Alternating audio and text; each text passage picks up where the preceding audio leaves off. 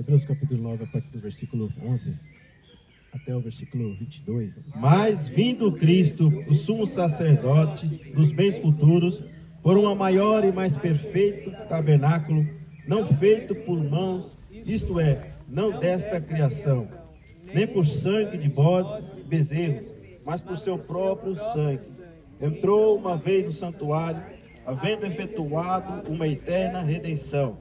Porque se o sangue dos touros e bodes e a cinza de uma novilha aspergida sobre os imundos o santifica, quanto à purificação da carne, quanto mais o sangue de Cristo, que pelo Espírito eterno se ofereceu a si mesmo, imaculado a Deus, purificará as vossas consciências das obras mortas, para servirdes ao Deus vivo. Por isso é mediador de um novo testamento, para que, intervindo a morte, para a remissão das transgressões que havia debaixo do primeiro testamento, os chamados recebam a promessa da herança eterna. Porque onde há testamento, é necessário que intervenha a morte do testador. Porque um testamento tem força onde houve morte, ou terá ele algum valor enquanto o testador vive? Por isso também o primeiro não foi consagrado sem sangue, porque havendo Moisés anunciado a todo o povo todos os mandamentos segundo a lei, tomou o sangue dos bezerros e dos bodes, com água, lã púrpura e sopo, e aspergiu tanto o mesmo livro como todo o povo, dizendo: este é o sangue do testamento que Deus vos tem mandado. E semelhantemente aspergiu com sangue o tabernáculo e todos os vasos do ministério. E quase todas as coisas, segundo a lei, se purificam com sangue, e sem derramamento de sangue não há remissão. Glórias a Deus. Vamos orar. Senhor, obrigado. Eis-nos aqui, Pai, diante da Tua palavra. Lida aqui, Senhor, por todos nós. Pai querido, faça com que essa palavra encontre pouso em nossos corações. Saímos daqui com convicção, meu Pai, de que a aliança, Senhor, ó Pai, feita, a qual o Senhor é o centro, ó Pai, é muito melhor, Pai, e que nos dá condição, Senhor, ó Pai, sem precedentes, que todos nós saímos com essa convicção em nossos corações nesse lugar, e vivamos a cada dia das nossas vidas para Ti, ó Deus. Ajude-nos, Pai, ajude-nos a todos nós a guardar, fixar essa palavra no nosso coração, em nome do Senhor Jesus, nós te pedimos, ó Pai, te agradecemos, obrigado, amém, Senhor, e graças a Deus, amém, irmãos? Glórias a Deus. Aqui está, irmãos, uma palavra. E antes de cear, vamos estar examinando ela, porque é uma palavra muito importante em nossos dias, ou não, irmãos? Né? Uma palavra excepcional e que nos coloca dentro desse momento, a qual nós estamos prestes a celebrar a ceia, a qual antes disso já realizamos o batismo, a qual gira em torno de uma aliança que foi feita. E estaremos aqui abordando alguns versículos que a gente acabou de ler. Mas a palavra, irmãos, ela traz clareza ou não? A palavra, ela sempre vai nos trazer clareza, não é, irmãos? A palavra, ela tem que nos trazer clareza. E uma das coisas tão claras na Bíblia, que enfatiza, quando a examinamos elas, e principalmente o texto ao qual nós estamos aqui, debruçados, nos dá, irmãos, e nos revela uma evolução evidente, sem precedentes, de uma antiga aliança para uma nova aliança. É evidente, irmãos, que nesse texto, você acabou de ler comigo, uma melhora, um avanço, um upgrade, né? Sem precedentes, de um avanço, irmãos, tão grande que é nítido e perceptível aqui esse texto. E nós temos que estar convictos disso, querido, nessa manhã, com relação a isso. E hoje eu e você temos a oportunidade para enraizar ainda mais esse conceito dentro do nosso coração, dentro da nossa vida, e a cada dia nós venhamos lembrar desta aliança tão maravilhosa que foi assim nos permitido. E estamos prestes a celebrar a ceia, irmãos, mas nem todos entendem isso. Nem todos que leem a Bíblia conseguem entender, irmãos, essa evolução, essa melhora que houve da antiga aliança para a nova aliança. Infelizmente, nem todos conseguiram lá no passado entender. E hoje, ainda hoje, tem muitos ainda que não conseguem entender, não conseguem enxergar uma melhora dessas páginas da Bíblia, qual eu e você estamos hoje aqui. E um dos motivos, você sabe, para não aceitar o nosso Senhor Jesus, principalmente por parte dos líderes daquela época, né? aqueles que eram a casta sacerdotal, que estavam, né, no topo, que estavam ali muitas vezes inatingíveis, muito acima e queriam estar do povo. Um dos motivos para que eles não aceitassem o Senhor Jesus, os escribas, os saduceus, né, os fariseus, os saduceus, todos eles que estavam ali acima de todos, é porque, irmãos, eles iriam perder algo muito, muito importante para eles, que era o poder, né? Eles iam perder prestígio com o povo, eles iam perder muita coisa, então eles tinham muito mais a perder do que a ganhar na convicção deles, para não aceitar o nosso Mestre, Senhor Jesus Cristo. Perderiam dinheiro, o controle do povo, perderiam o prestígio, principalmente as benesses que tinha com o Império Romano. Eles iam perder tudo isso, e eles não estavam dispostos a isso. Mas tamanho nível de cegueira, irmãos, que eles se encontravam, que eles não achavam em Jesus uma solução. Alguém que viesse de fato para realmente dar solução a todos os problemas que a nação estava passando de Israel. Mas eles falam, não, ele é um problema, ele não pode ser quem ele diz ser, porque senão vai atrapalhar os nossos planos, não vai deixar que a gente exerça poder sobre o povo. Então eles pensavam isso, mas eles entendiam que tinham muito mais a perder do que a ganhar. E alguns, evidentemente, acreditavam em Jesus. Alguns fariseus, irmãos, acreditavam em Jesus ou não? Alguns deles acreditavam e criam que em Jesus, porque João, ele fala no versículo 42 e 43 do capítulo 12, ele fala ali que muito dentre as próprias autoridades acreditaram, então creram nele. Creram em quem? Creram em Jesus. Muitos dos principais sacerdotes creram em Jesus, mas por causa dos fariseus, eles não confessavam. Para quê, irmãos? Para não serem expulsos da sinagoga, olha só. Então havia um medo, um receio. Hoje nós não podemos aceitar, vamos aqui falar que cremos, mas de uma forma velada, né? Mas não vamos muito ficar espalhando. Então eles acreditavam, mas tinham medo dos fariseus. E no versículo seguinte, no 43, diz, ó, porque amavam mais a glória dos homens do que a glória de Deus. Esse é o motivo, irmãos. Esse é o motivo, que eles amavam a glória dos homens. O que é a glória dos homens para eles? O poder, o dinheiro, tudo aquilo que eles podiam ter por serem líderes de uma nação, por serem líderes, tudo aquelas benesses do império, eles não queriam perder. Então é glória humana. Então eles preferiram a glória dos homens do que a glória de Deus. Tipo o cenário de hoje, ou não? Porque hoje se ama mais as coisas do mundo do que as coisas de Deus, né, irmão? Que ironia também estamos vivendo. Há um tempo hoje que as pessoas amam mais as coisas que o mundo pode oferecer do que ao próprio Senhor Jesus. Há um tempo caótico e terrível que eu e você estamos vivendo, irmãos. Não se ama mais a Jesus, não se busca mais a Jesus pelo que Ele é, pelo que Ele já fez, né? Mas quer se viver aquilo que pode se ter, entretenimento daqui na nossa história, na vida. As pessoas buscam as coisas humanas, não a glória de Deus. Nós temos vivido isso, irmãos, esses tempos.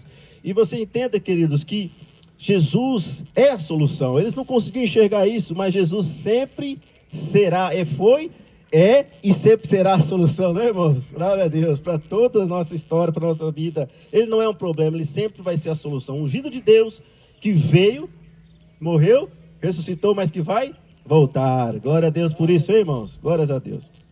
Embora, querido, eles tivessem feito de tudo para impedir Jesus, para impedir o plano de Deus, eles fizeram de tudo, vocês sabem. Eles conspiraram, subornaram pessoas, eles fizeram tudo o que eles poderiam fazer para tentar impedir que o plano de Deus acontecesse ali no primeiro século, né, irmãos? Conspiração, falso testemunho, né, julgamento injusto ao qual nosso Senhor Jesus passou.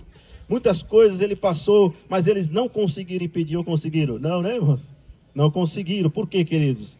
Só gastaram tempo, só gastaram dinheiro, mas eles nunca iriam conseguir. Porque se tem uma coisa que ninguém pode te pedir, irmãos, são os planos de Deus, né? Alguém pode impedir o plano de Deus? Não há, irmãos, ninguém que pode impedir o plano de Deus acontecer. Ninguém pode impedir. É como Isaías diz, né? Isaías 43:13. Ainda que antes que houvesse dia, eu era, e ninguém pode escapar das minhas mãos, porque operando eu, quem impedirá? Então, irmãos, não há ninguém que possa impedir o plano de Deus. Ninguém pode impedir o operar de Deus, irmãos, porque o plano do Senhor já estava em curso, era Jesus, já estava ali, já estava na terra, e os homens não poderiam, irmãos, impedir aquilo que Deus já havia determinado. Ninguém podia impedir o plano de Deus, já estava a todo vapor. Ninguém podia parar esta ação de Deus na terra. Que Jesus veio, não veio?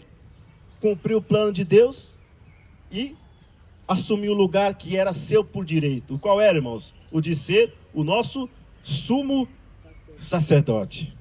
É o que o versículo que nós acabamos de ler no começo, versículo 11, o que está dizendo? Mas Cristo tendo vindo como sumo sacerdote. Jesus é o nosso sumo sacerdote ou não, irmãos? Jesus é o nosso sumo sacerdote. Entretanto, queridos, a maioria da época não reconheceu como tal. Preferiram um sacerdócio humano, um sacerdócio imperfeito, que falha. Eles não queriam que Jesus reinasse, que fosse o sumo sacerdote. Eles preferiam um sacerdote imperfeito. Eles preferiam continuar com um sacerdote, irmãos, ilimitado, frágil, fraco. Isso que eles preferiam. Mas aí você vai dizer, isso foi lá atrás, foi no passado, não foi, irmãos? Acabou, hoje já não existe mais, né? Já não temos mais isso, ou tem? Isso não acontece mais, irmãos. Preferir um sacerdócio humano do que o sacerdócio de Jesus? Acontece ou não? Hoje acontece, hoje em dia? Aí as pessoas falam, isso foi lá 20 séculos atrás, as coisas mudaram, são diferentes. Não existe mais isso, ora. As coisas evoluíram. Nós temos aí em plano avanço, estamos aí. Mas, irmãos, as pessoas então não avançaram, né? Elas, na verdade, continuaram nas suas mesmas ideias. As pessoas estão aí querendo, nesse mesmo século 21 ao qual nós estamos, continuam querendo ser controlados por um sacerdócio falível, por um sacerdócio, irmãos, corrupto, por um sacerdócio incapaz. Elas continuam querendo ser controladas por um sacerdócio humano e imperfeito. Veja, irmãos, o que nós estamos vivendo é caótico. Não é novidade. Ainda existe hoje aqueles que querem buscar, irmãos, esses sacerdotes, ser submissas a esses que estão aí falido, corrupto, limitado. É de se espantar, queridos. As pessoas ainda quererem, depois que já existe um sumo sacerdote, quererem ainda se submeter a um sacerdócio que é falível, que é frágil, que é fraco e que é corrupto. E se não se arrepender, estão sob condenação. Isso é muito triste, é terrível. Mas, irmãos, louvado seja Deus, louvado seja o nosso Senhor, que nem todos desejam isso, ou desejam? Nem todos, né, irmãos? Nem todos. Ainda existem alguns que não querem ser mais controlados por esse sacerdócio humano, por esse sacerdócio falido, por esse sacerdócio corrupto, irmãos. Nem todos. Há uma minoria, mas existe, hein? É uma minoria, mas ainda existe, irmãos. Por quê, irmãos? Aqueles que leem a palavra, aqueles que assistem às Sagradas Escrituras já entenderam.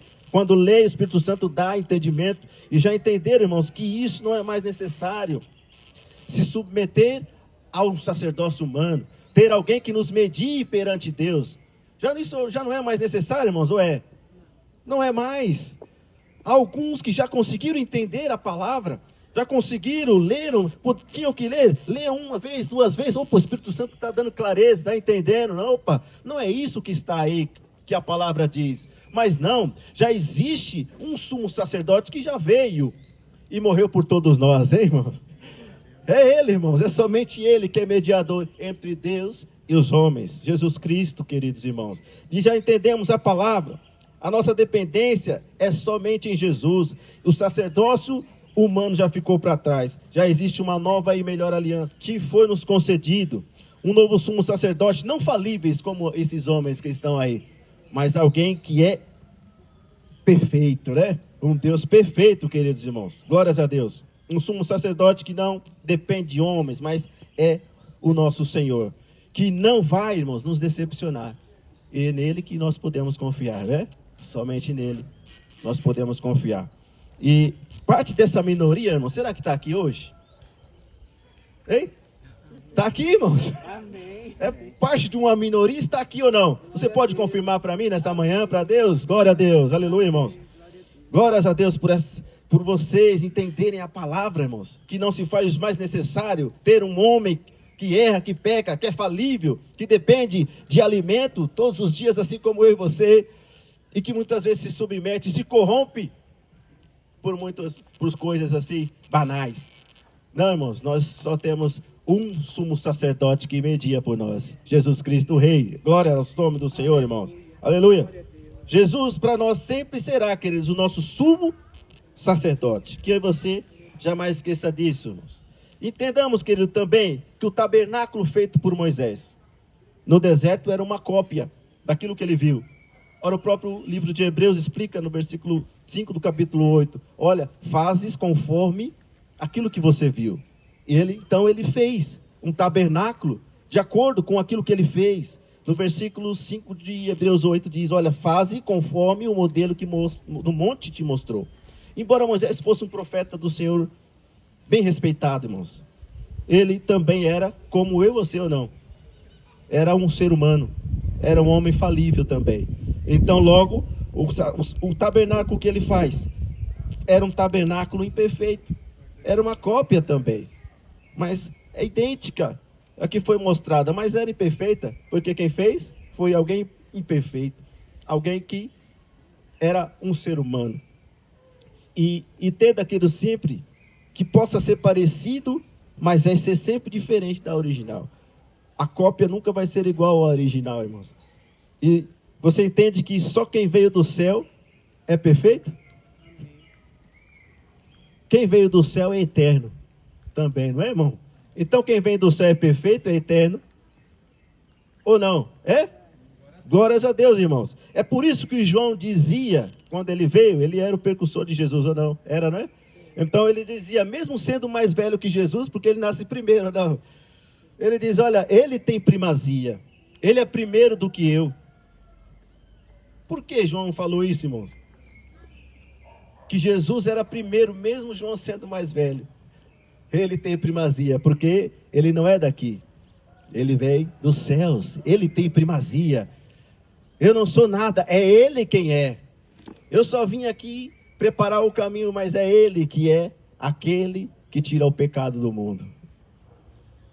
É ele, querido, Jesus Cristo.